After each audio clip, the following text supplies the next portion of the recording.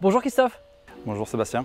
Christophe, je suis ravi de t'avoir ici face à moi pour cet échange qu'on attendait depuis un petit moment parce qu'avec le Covid, malheureusement, on n'a pas pu se voir depuis 1 an et demi. Ravi de te rencontrer ici sur les terres du Nord, toi qui es Marseillais. En tout cas, tu nous as ramené le soleil. Ça, c'est déjà une bonne chose. Un grand merci Christophe. Christophe, est-ce que tu peux te présenter à nous? Qui est Christophe Bocquet? Alors, je m'appelle Christophe Bocquet, j'ai 38 ans, je suis papa d'un garçon de 11 ans. Je suis en couple avec une partenaire qui a aussi un enfant de 11 ans. On habite dans le sud, à Marseille effectivement. Je suis ingénieur de formation. Christophe, tu es rentré depuis maintenant quelques mois puisque tu es rentré en février 2021. Parle-nous un petit peu de ton parcours professionnel. Il est assez atypique puisque j'ai fait mes études à Bordeaux puis à Paris. Je ne voulais pas rentrer dans le monde du travail en France, j'avais envie de voyager, je n'avais jamais voyagé. Et donc je suis parti travailler à l'étranger sur des chantiers. Donc j'ai fait plusieurs pays, travaillé pour une société américaine, donc management américaine, top quoi. En 2010, mon fils est né alors qu'on était en Australie. Le choix s'est vite fait de se dire qu'il fallait rentrer plus proche de la famille parce que c'était beaucoup trop loin. On a fait le choix de rentrer en France et j'ai vite trouvé le Saint Graal du travailleur français, le fameux CDI. Ah oui, le fameux CDI. Voilà. D'accord, t'appelles ça le Saint Graal toi, d'accord. C'est ça, c'est ce que tout le monde cherche. Oui, bien sûr, tu as. Il y a beaucoup de monde qui cherche le CDI. Il m'a fallu moins de 12 mois pour me rendre compte que c'était pas pour moi. Je travaillais à la Défense, dans l'ingénierie, et je me suis mis à mon compte dans l'ingénierie. Je ne me voyais pas rester en CDI avec un patron, donc ça c'était très sympa. Mais le métro boulot dodo de la vie parisienne, je ne pouvais plus non plus. Et Paris, c'était encore trop loin de la famille. Donc j'ai fait le choix aussi de faire un changement de carrière. Parce que c'était plus tenable. Je voyais les journées passer, les mois passer, les années passer, et je ne profitais pas de mon fils. Voilà. En 2016, j'ai fait une reconversion avec 3 critères.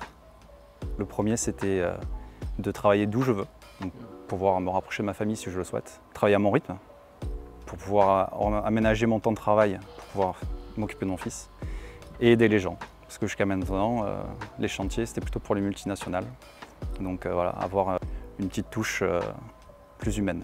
C'est un peu compliqué de trouver ça en fait aujourd'hui. C'est le fait du hasard. Comme quoi la vie est faite de rencontres et qu'il faut aller à la rencontre des gens aussi. C'est en investissant avec mes frères. Et le fait du hasard, c'est qu'en investissant, on contacte un courtier.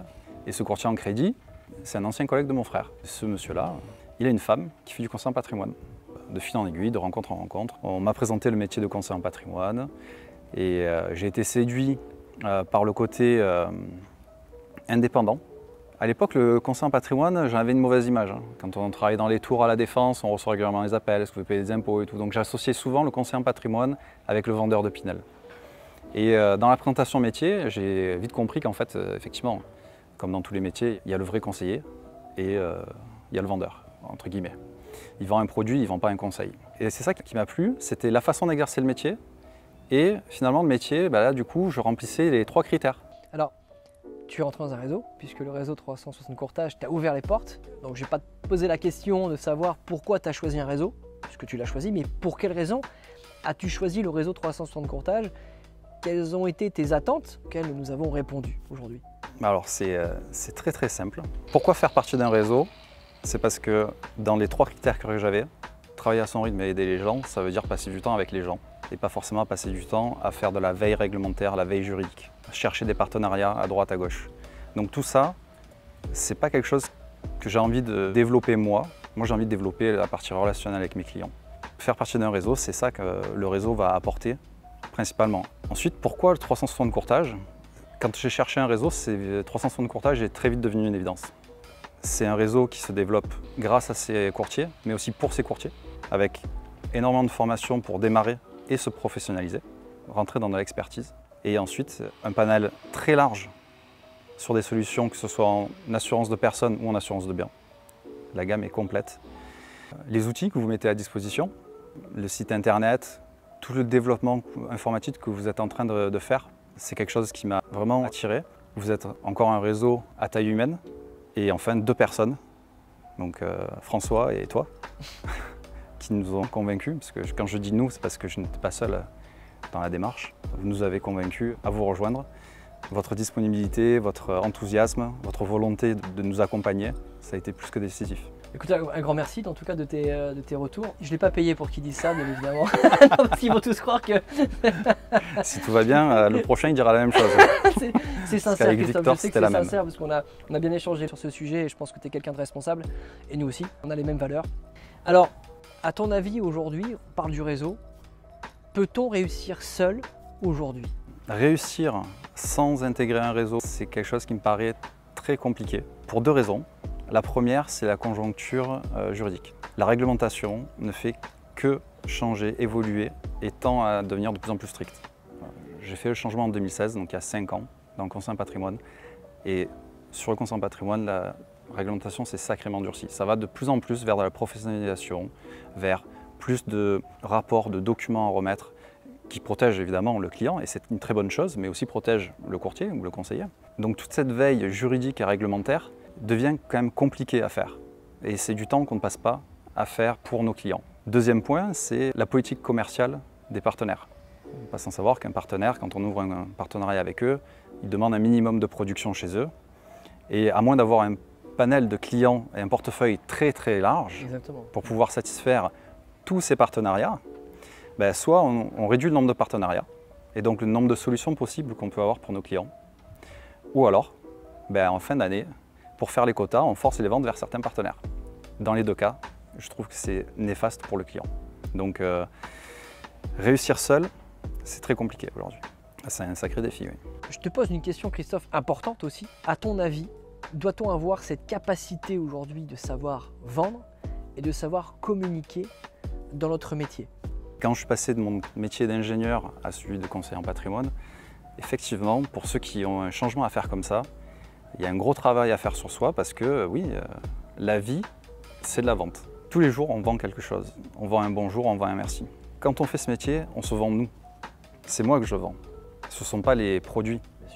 C'est mon conseil que je vends. Ce terme de vente, parfois, peut être mal interprété, comme si on était des vendeurs. On n'est pas des vendeurs, on est là pour conseiller les clients, pour les accompagner à être mieux protégés, mieux protéger leur famille, mieux sécuriser leur patrimoine.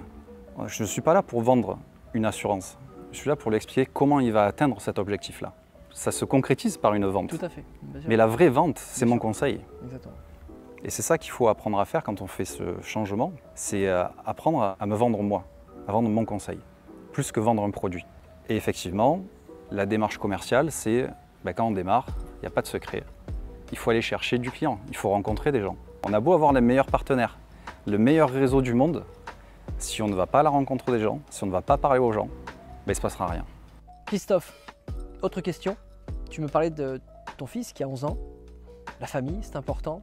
Et je trouve qu'aujourd'hui, c'est l'une des clés de la réussite. C'est-à-dire, l'entrepreneuriat, à ton avis, se partage-t-il en famille?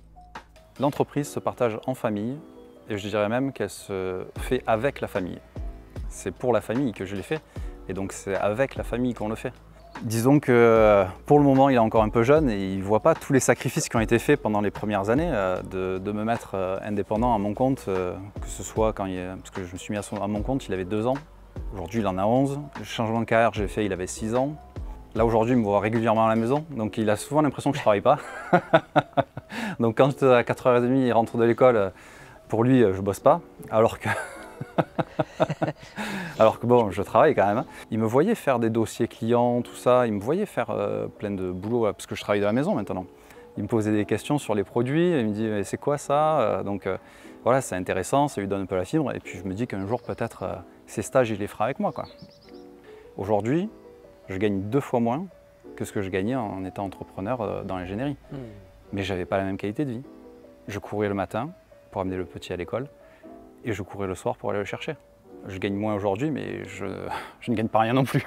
On est d'accord. Voilà. La recherche du gain d'argent n'a pas été un moteur dans mes décisions de carrière. Après, c'est sûr que si on veut pouvoir profiter de la vie, pouvoir partir en vacances en famille, il faut un minimum d'argent. Voilà, on n'est pas philanthrope. Et oui, évidemment, le but, c'est aussi de revenir à un niveau de revenu que j'avais avant. Mais avoir le niveau de revenu que j'avais avant et les horaires que j'avais avant ne m'intéresse pas. Donc c'est un process qui prend du temps. L'entrepreneuriat, il y en a qui mettent beaucoup d'énergie pour décoller rapidement et après prendre le temps de profiter de la vie, profiter des fruits qu'ils ont eus. Moi, c'est un peu différent, c'est parce que j'avais envie de profiter aujourd'hui en fait. C'est pas dans 10 ans que j'en ai profité, c'est aujourd'hui. Tout à fait. Il faut impliquer la famille parce que la vie pro et vie perso, la frontière est trop fine entre les deux quand on est entrepreneur. Si tu devais donner un conseil à tous celles et ceux qui nous regardent justement, qui ont peur de, tu sais, lâcher les freins, enlever peut-être leurs mauvaises croyances ou leurs croyances, quel serait ce conseil que tu pourrais leur donner? C'est de dépasser leur peur, la peur d'échouer, la peur de perdre de l'argent.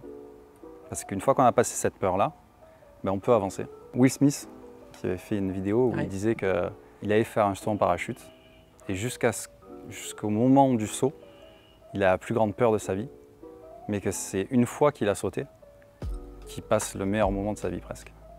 Parce qu'en fait, c'est au-delà de nos peurs qu'on va chercher le meilleur de nous-mêmes, et le meilleur dans la vie. Si vous avez un frein, vous vous dites « je suis pas assez bon en vente, je suis trop introverti ». Moi, je suis quelqu'un d'introverti à la base, ça se travaille. Vous n'avez pas les bonnes formations. Il n'y a qu'en France où on nous dit tu fais ta formation scolaire et tu vas jusqu'au bout à la retraite. Pour avoir été à l'étranger et dans des pays anglo-saxons, les gens changent de carrière régulièrement, ça arrive. Donc n'ayez pas peur d'apprendre, de retourner entre guillemets à l'école et faites ce que vous souhaitez, faites ce que vous avez envie. Un grand merci en tout cas de cet bel échange. Je te souhaite en tout cas de repartir sur Marseille avec plein d'idées et beaucoup de réussite pour toi et pour ta famille. Bonne réussite à nous tous. Merci Christophe, à bientôt. À bientôt. Vous l'avez compris, l'entrepreneuriat, c'est pas facile, mais c'est pas impossible. Alors on compte sur vous, enfin en tout cas je compte sur vous, passez à l'action. Un grand merci à Laurent et Aurélie de nous avoir accueillis dans ce très bel établissement. Je vous invite à découvrir donc l'Imbertinence ici à Lens. On se retrouve très vite sur notre chaîne YouTube. À très bientôt.